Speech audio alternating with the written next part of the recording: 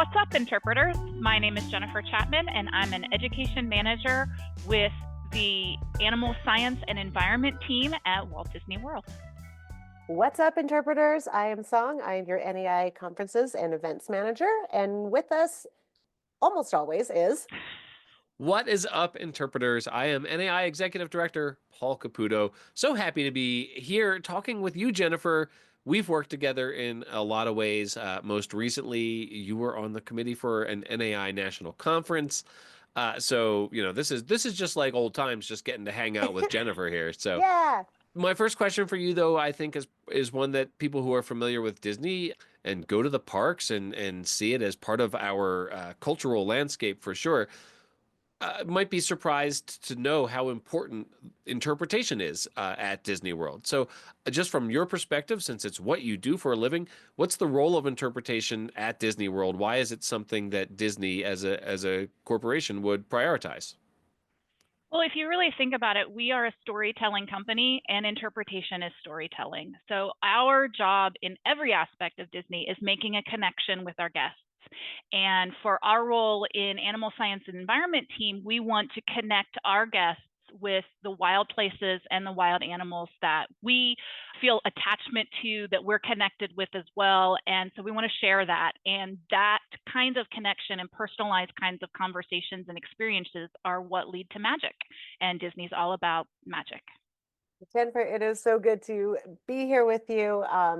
Obviously, planning this conference in St. Augustine was a riot. We had such a So good much time fun. together. So And much you fun. really did bring some of that Disney magic to the conference just in your participation. So we definitely thank you for that. It was super fun.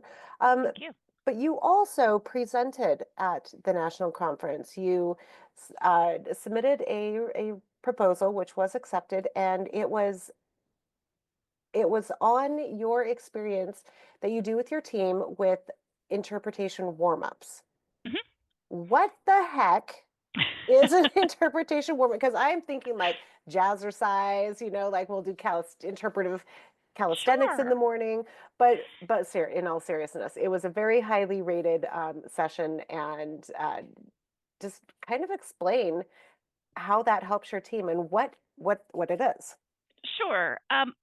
I think in general, the interpretive warm-ups, I picture them as just ways to get your brain going, ways to start the morning with some intention, but also to be laughing, to be having fun together as a team, to push yourself and challenge yourself a little bit, but also to keep things a little bit light. I think, especially with all of the changes that our environment is going through, all of the changes with our natural and cultural resources, having some hope and some optimism in what we do is really important. And being a little silly and a little bit strategically fun is a great way to start that day and to get us moving and grooving in that more optimistic and kind of team community space. And so each one of these is based off of anything from camp games to team builders to icebreaker kinds of games, but every single one of them relates back, at least in a reflection question, to how does this fit into what you do as an interpreter every day. So our team has my particular team has about 40 roving interpreters. And so when I talk with my cast about it, I think about it as, we're basically doing improv all day. We are having on the moment conversations about whatever it is that the guest is interested in, and then learning how to, smoothly bring in both that personalized interaction, but also those conservation messages, those inspirations for action. And so we're always thinking, always responding. And it takes a lot of emotional thought and emotional support to get through that, to do 8 hours of that. And so some of these are improv games, camp games, just things to get us moving and thinking and having fun with our day.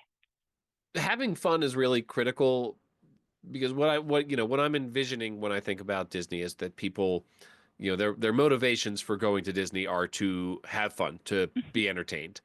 And for you as an educator, and you have these important messages, especially about things like climate change and the world around us. I mean, you have some important messages that you're trying to deliver to folks as an educator. What are the strategies for inserting those important messages into conversations with visitors who are largely motivated by having fun? Honestly, one of the things that we really try to do the most is to create a personal interaction and a memorable interaction, because a lot of times for other types of organizations, the audience kind of self-selects. They go there because they're interested in the environment. They go there because they're interested in a cultural resource. They go there because that's what they want to do. Sometimes they come into the Seas with Nemo and Friends building, not realizing we even have an aquarium in the building, and not knowing that they might have a conservation conversation. And so we're really strategic with how we have in-depth conversations, because we want to gauge who our audience is and what they're ready for, what they want. And if nothing else, we want to make sure that they leave the aquarium having an amazing experience that makes them happy and makes them think, hey, I need to go out and learn more about that. Maybe I need to go to my local aquarium or my local zoo and learn more and start that journey into conservation. But it also can be somebody who's already there. They're ready to have that deeper conversation. And if they are, then we'll meet them there, and utilizing, comparisons that make sense for them, small actions that they can take, because again, we want everybody to see the magic in what we're doing, and that does mean focusing on the positive outcomes of it. What can we do that makes a huge difference that they can do also? And so we'll work in that way.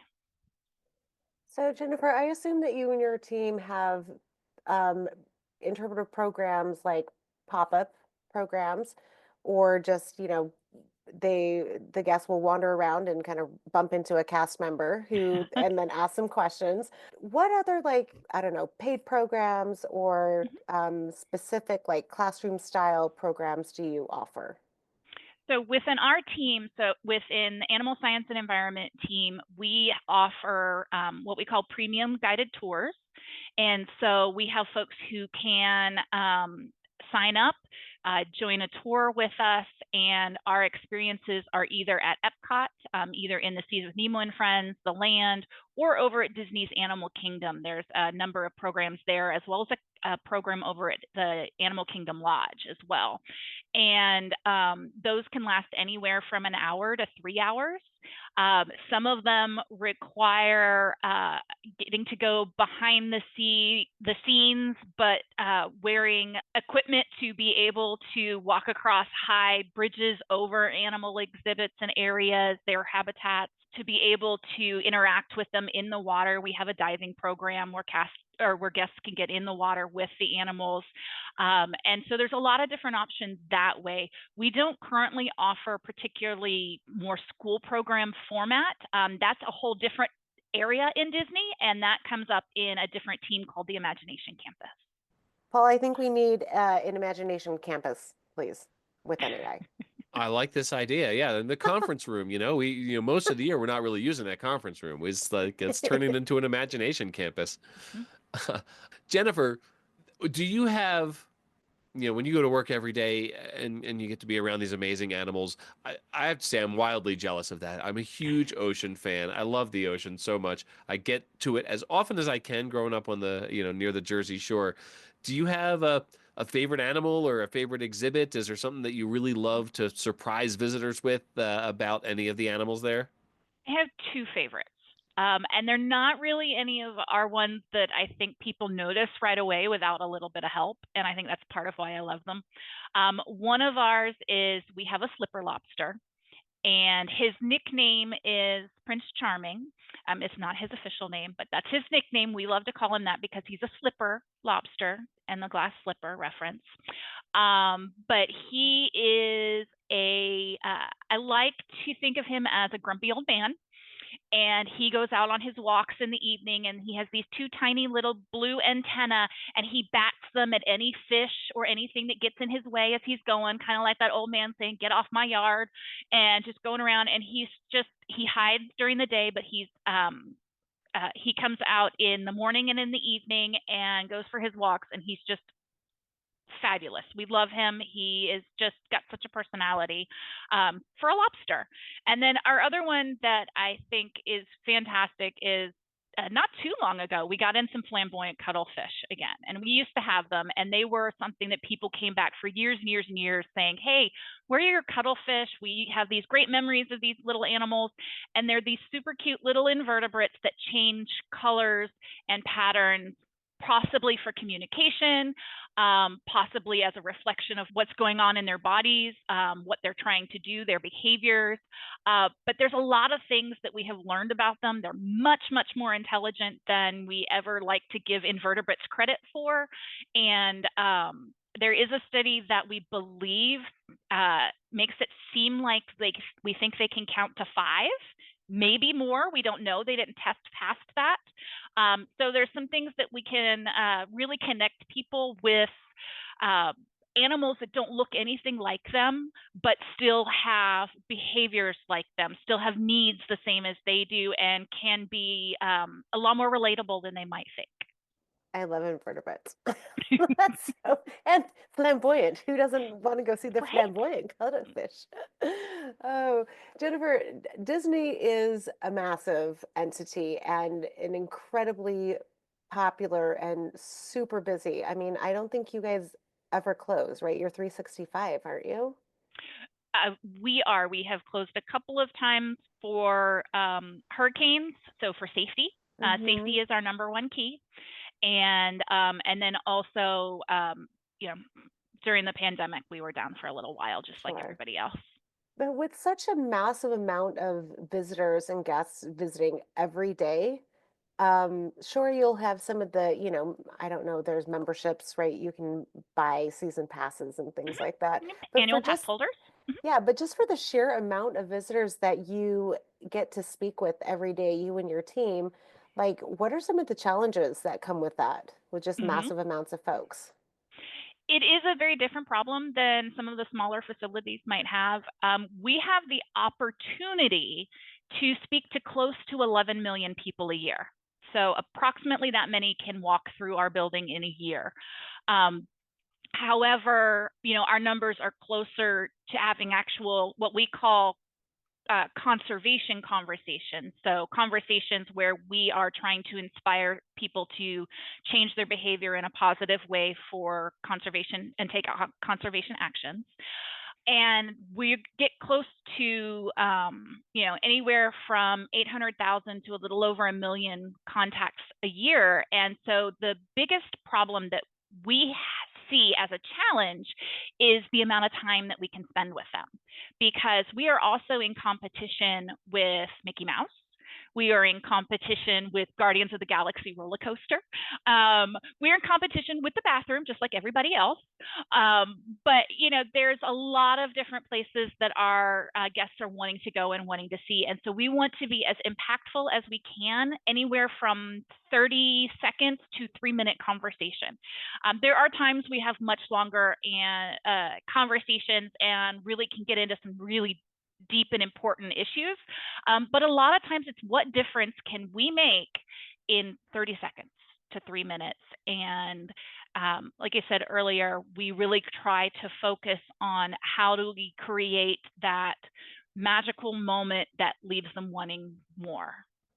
So, as someone who has not visited your facility, I would almost half expect that you would use some of the Disney entertainment franchises Mhm. in the interpretation. So, how you're nodding your head, yes. So, I'm going to ask you not do you do that, but how do you do that with like Finding Nemo, Little Mermaid, Atlantis, Moana? Like, I mean, there's a lot of sort of Disney entertainment franchises that touch on the ocean.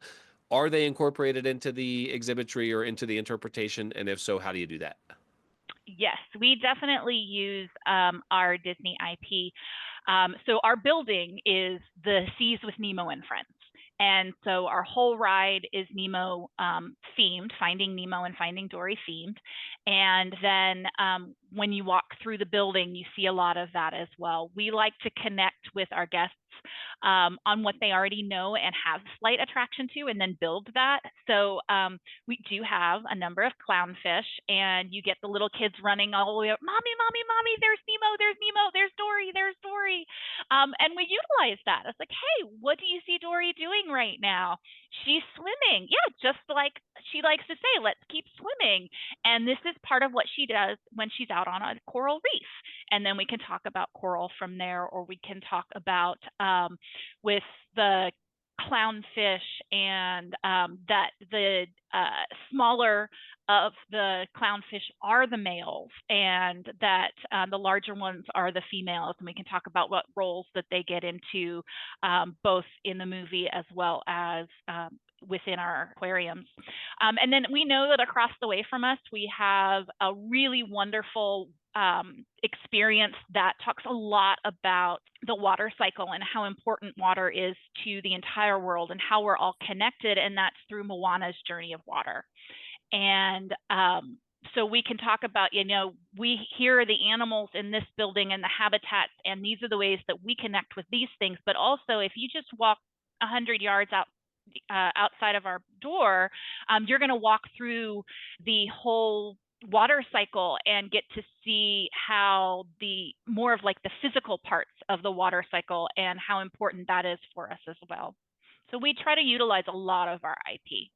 With, again, just the sheer number of people coming through from all over the globe, do you have language interpreters? Do you work with tour guides to kind of relay and interpret some of this programming that you have? Or, I mean, can people get the little headsets? Like, how, for accessibility specifically for just a global audience, how is your programming?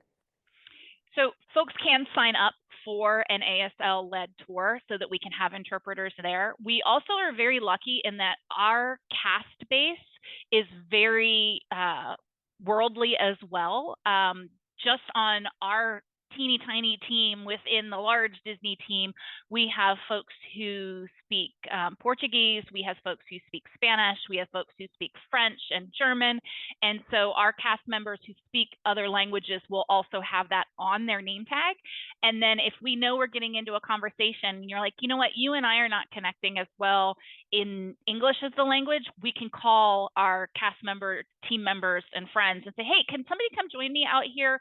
I've got a family that's speaking Portuguese today, and can Amanda come out and join us so that we can facilitate this conversation just a little bit better?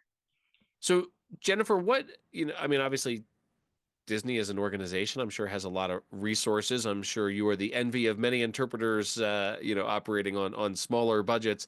What are those resources that you have available to you, and how do you use them to reach audiences, not just there on site, but maybe around the world, folks who can't reach Disney in person?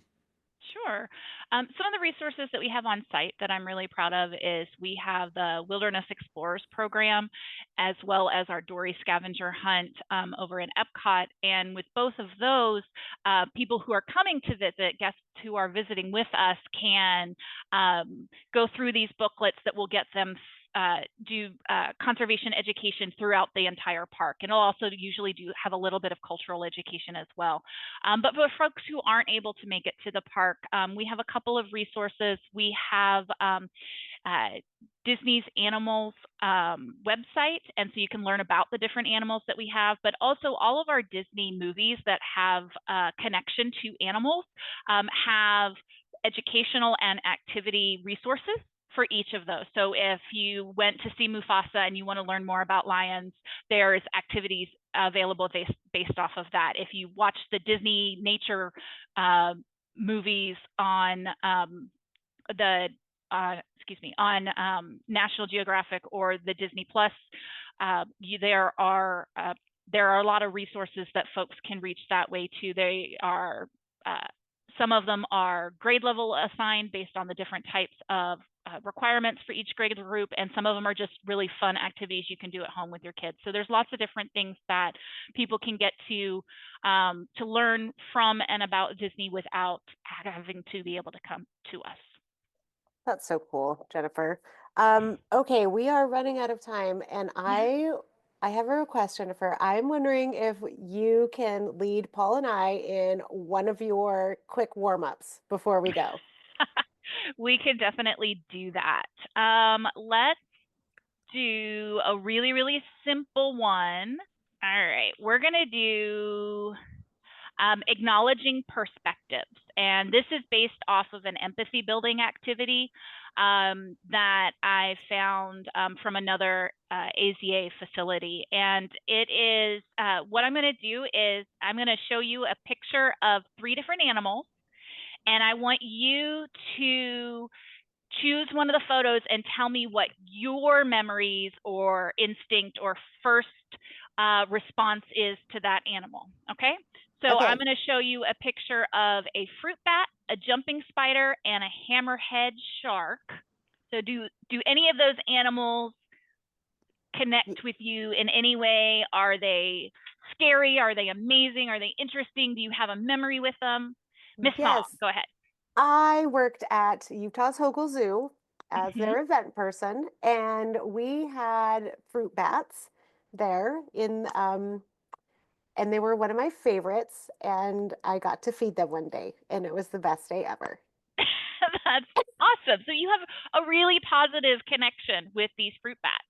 Yes. Not every one of our guests does, because they come from different perspectives and might seem to think that a bat that can have such a large wingspan and can be so big might be kind of scary. So then we might sit and brainstorm what are some of the ways that we can connect with them based off of your memories and based off of different audiences that we might have.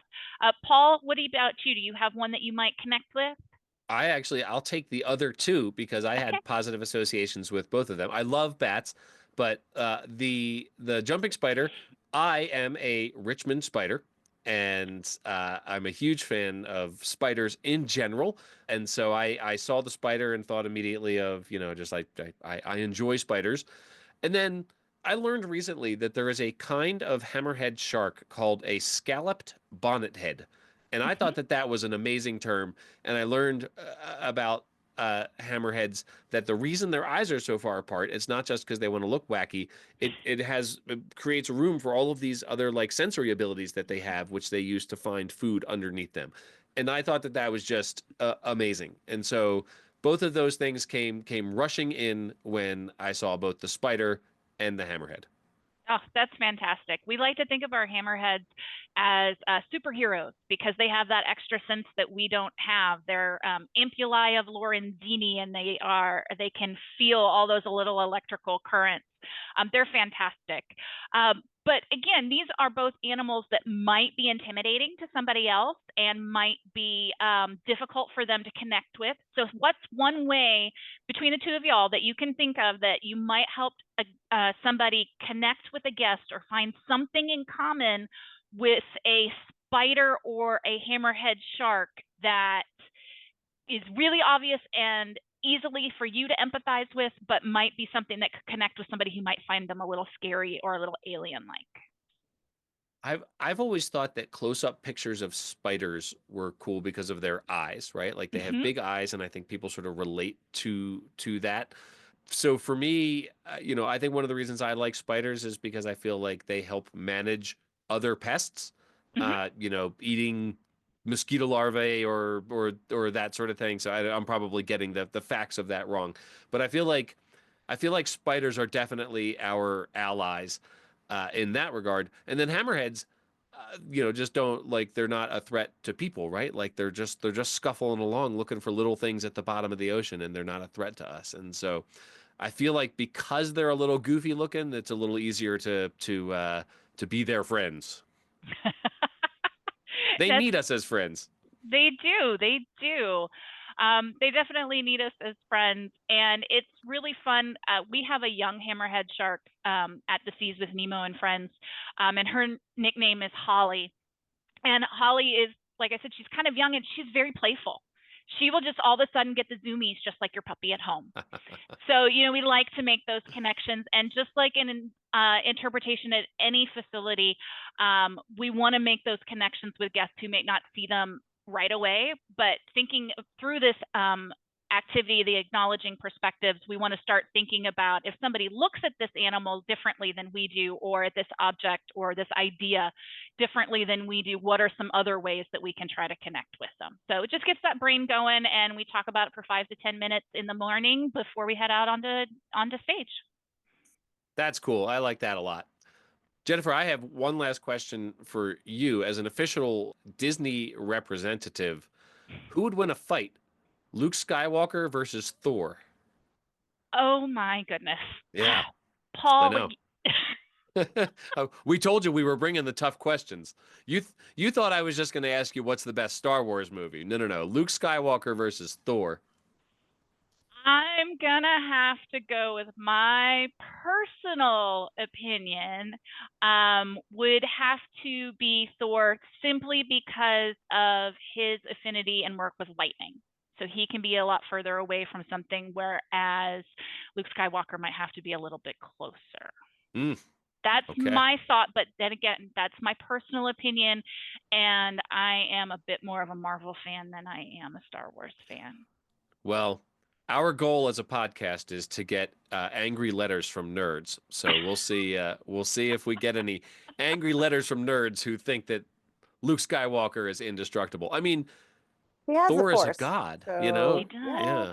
I don't know. Thor is a god. Luke Skywalker uses the Force. Yeah. Clearly, we'll have to have another podcast just on that debate. I can find you some folks who are much more experts in Star Wars and Marvel than I am. So, but we can get there. Jennifer, where can people find your facility? Where can people find the work that you're doing online? So people who want to know more about what we're doing can visit DisneyAnimals.com to learn more about what Disney is doing at Animal Kingdom and Epcot. Awesome. Jennifer, it's so good to see you and to hang out with you again. Thank you for being on this podcast. Thank you so much for having me. And thank you so much for allowing me to be on my first podcast. This was a great experience. Thank you very much. Fantastic. Woohoo. Well, you're a natural, Jennifer, and it was totally fun to hang out again. And interpreters? That's what's up.